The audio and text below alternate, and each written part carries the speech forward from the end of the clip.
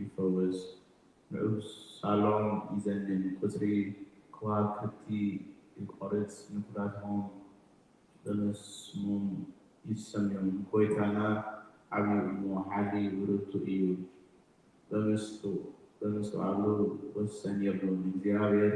በትውልድ ይደግፎም ደረሲአን ግና አምዴ የውድቆም እግዚአብሔር በመስዋዕ ዘምርሉ አማና ውዳሴ የሚመስንቆ ዘምርሉ ነቲ የሰማያት በደመና ዜጎል ልምድሬ ዘና ዜዳሉ ነብአኽራን ሰዓሪ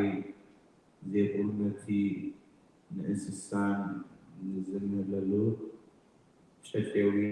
ሓተን ዝነግብ ዘምርሉ ንሓሊ ፈረስ ኣህቦን በሃይጋር ሰብ ኣይህበስን እግዚአብሔር እቶም ዘፈርህዎ እጸጋውን ዘጸብዩ ይህጎስ ባህር በአጽፊ አጽኒ ንደቅኺ ኣብ ማእከልኪ ባሕሪውን እዩ እሞ ወይ ኢየሩሳሌም እግዚአብሔር መስገኒ ወጽዮን አምላኪ ወድሲ ኣብ ወሰናትኪ ሰላም ክብር በስርሒ ስርናይ ይጸብኪ ትእዛዙ መንበሪ ይሰድድ ቃል ከፊፉ ይቆዩ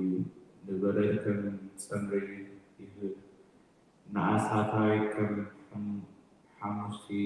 ይብትኖ ንበረዱ ከም ርፍራፍ ይርድብዎ ኣብ ቅድሚ ቁርዓን ይኹምን ቃሉ ይሰድድ እሞ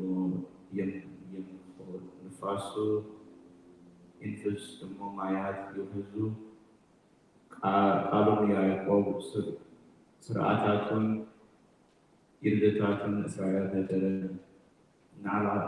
ንኻልኦት ኣሕዛብ ከምዚ ትብረቶ ኣይገብረሉን ፍርድታቱ ኣይፍቀረሉን ሃሌሉያ አሜን ሃሌሉያ መዝሙር 148 ሃሌሉያ ንእግዚአብሔር ካብ ሰማያት አመስግንዎ ኣብ ኣርያም አመስግንዎ ኩልኩም መላእክቱ አመስግንዎ ብዘለኹም ሰራዊቱ አመስግንዎ ኣተን ፀሓይን ወርሕን አመስግንዎ ኣቶም ብርሃት ከዋኽብቲ አመስግንዎ ኣቶም ናይ ሰማያትን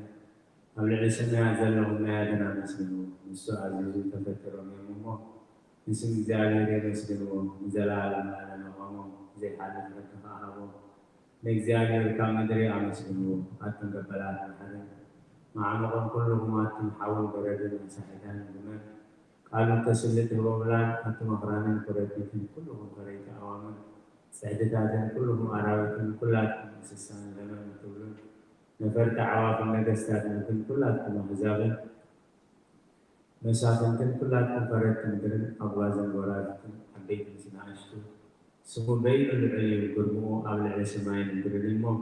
ንስም እግዚአብሔር የመስግንዎ ንህዝቡን ቀርኒ ኣልዓለ ስለዚ ኩሎም ቅዱሳኑ ደቂ እስራኤል ዝቐርቡ ህዝቢ የመስግነሉ ሃሌሉያ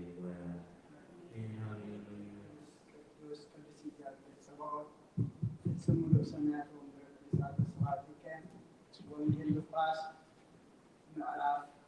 2 ቁጥር 11